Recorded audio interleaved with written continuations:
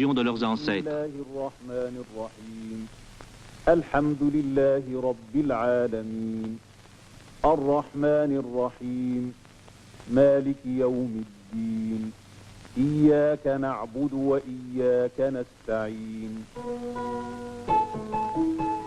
À Djoliba, l'élevage du bétail, la pêche et l'agriculture occupent les habitants.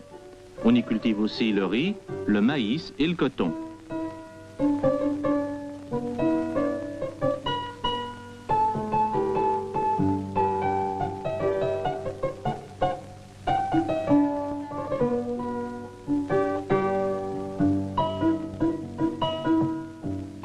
Au village, la vie quotidienne est toujours la même depuis des générations.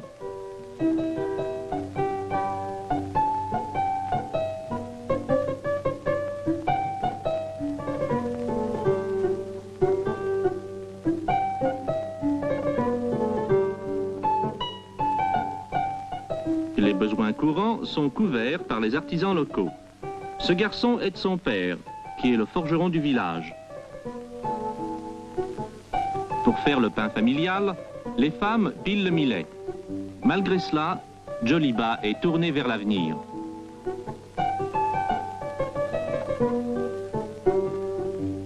En août 1962, des officiels débarquent à Djoliba. Ils expliquent aux villageois que le gouvernement a décidé de construire ici une cité pilote avec des maisons neuves, des services publics et une école moderne. Des programmes du même genre, fondés aussi sur l'effort local et l'assistance, ont réussi dans d'autres pays. Au Mali, c'est la population de Djoliba qui va tenter cette expérience. Après discussion complète du programme envisagé, les villageois sont tous d'accord pour accepter la chance qui se présente.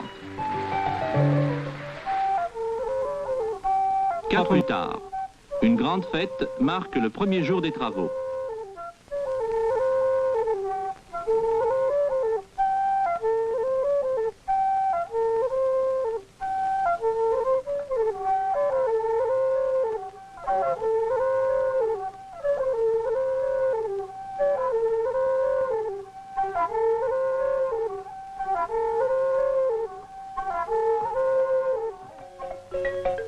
Les cérémonies sont rehaussées par la présence du président Modibo Keïta, entouré de ses ministres.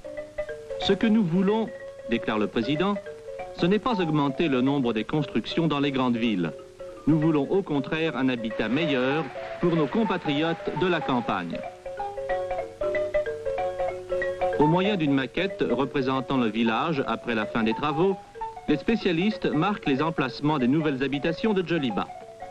Ces maisons vont être construites par la population elle-même, car la grande idée du plan, c'est le travail local.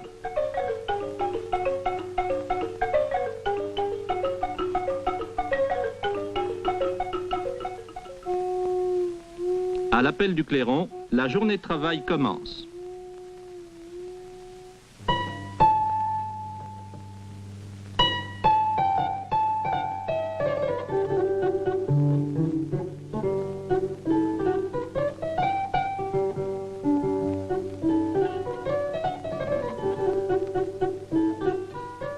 Les travailleurs se répartissent en 4 équipes. Chaque équipe travaille à la construction 1 jour sur 4.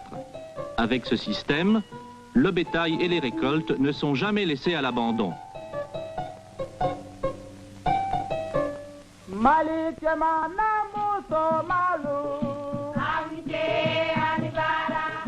Pour monter les murs de leur nouvelle demeure, les gens du village apprennent à confectionner les grosses briques. On met un mélange de terre et de ciment dans cette machine qui le comprime en forme de briques allongées. En 5 mois seulement, ils en ont ainsi fabriqué 50 000.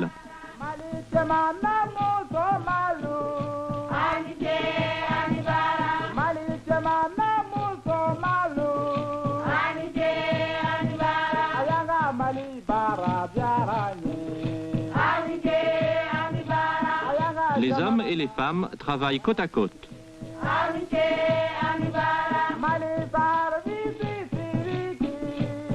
Les ingénieurs et contremaîtres surveillent la construction et forment les travailleurs. De nombreux jeunes gens et jeunes filles apprennent ainsi en même temps un nouveau métier. En plus des maisons, le plan prévoit un système de distribution d'eau. Un puits, suffisant pour 4 familles, peut être foré en 3 jours. Les constructeurs ont eu soin de forer ces puits loin des installations sanitaires afin d'éviter la contamination de l'eau. Pour les protéger davantage, les puits sont couverts.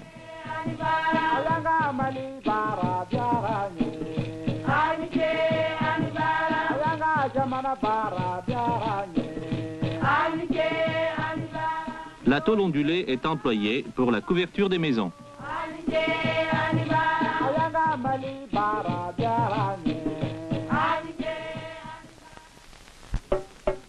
Les enfants ne sont pas oubliés. Pour qu'ils participent à l'édification de leur avenir, les notables du village ont organisé sur le chantier une journée de l'enfance. Pendant cette journée, les enfants travaillent à la place de leurs parents.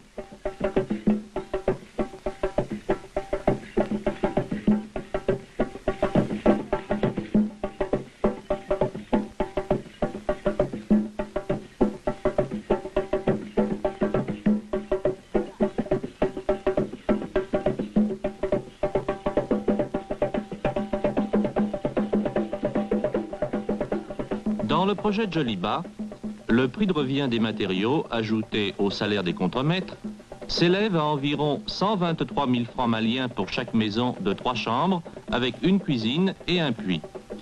Le nouveau propriétaire paiera sa maison en nature, avec les récoltes auxquelles il travaillera dans la ferme communautaire.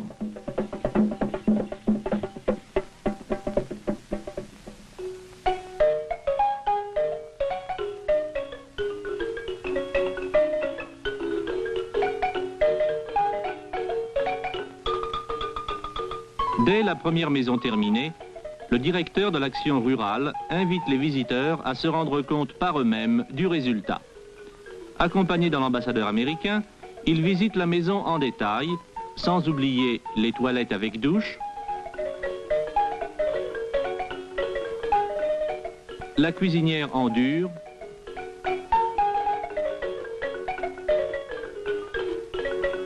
et la décoration murale.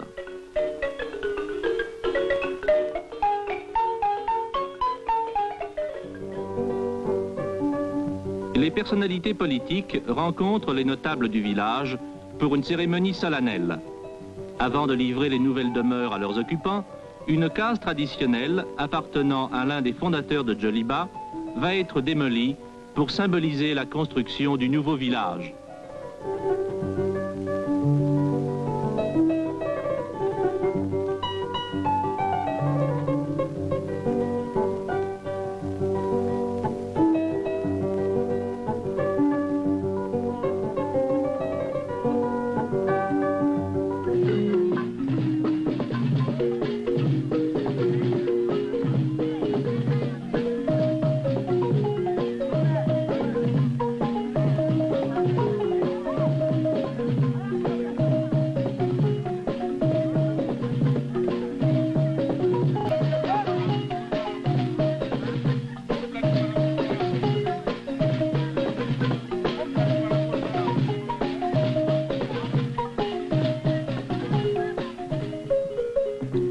Les habitants du village aident les premières familles à emménager.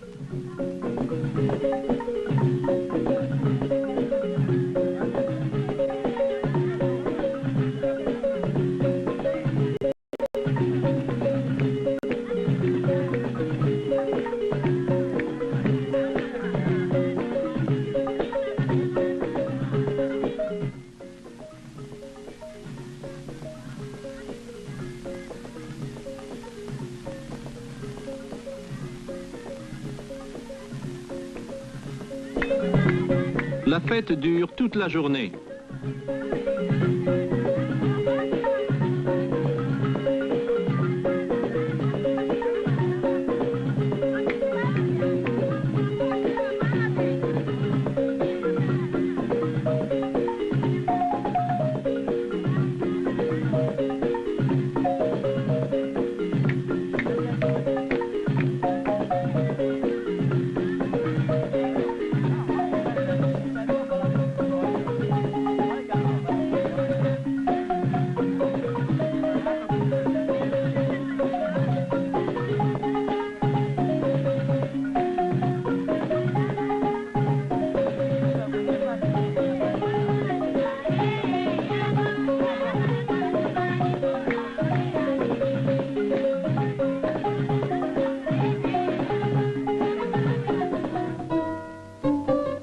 6 mois après l'ouverture du chantier, les villageois ont déjà terminé 28 maisons pour remplacer les cases.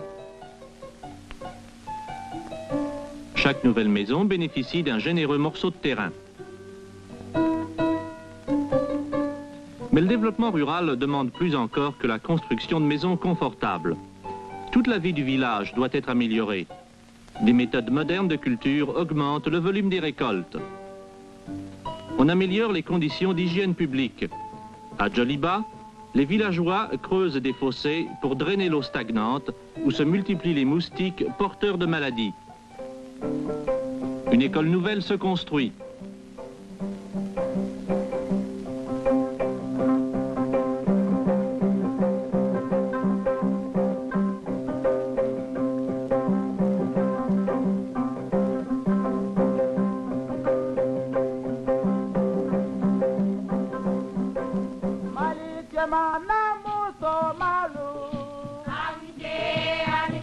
En Afrique, le travail en commun est le secret du développement.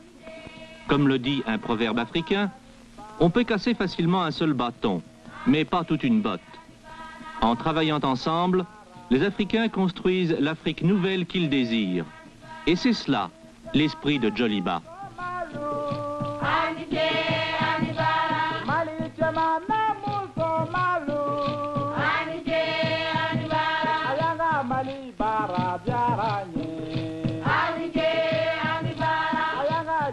Bara